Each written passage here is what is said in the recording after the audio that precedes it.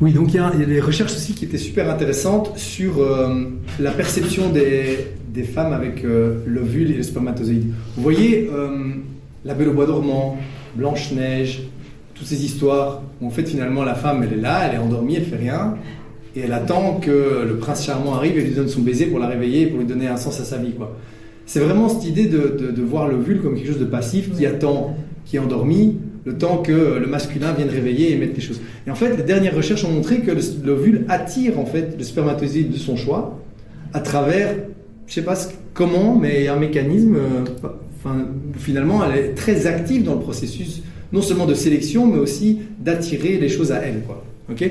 Donc, mais c'est pas visible, et c'est ça le problème, c'est que, il y a d'autres personnes qui parlent de ça mieux que moi, hein, mais ils disent que le principe masculin c'est ce principe extérieur, le principe féminin c'est le principe intérieur, ça veut dire que vous harmonisez les choses en vous, et puis il y a des choses qui se font à l'extérieur, mais c'est pas quelque chose de visible, vous avez bougé une table, vous avez juste changé votre état d'être, et en fait la réalité se transforme en réaction au changement que vous avez opéré à l'intérieur.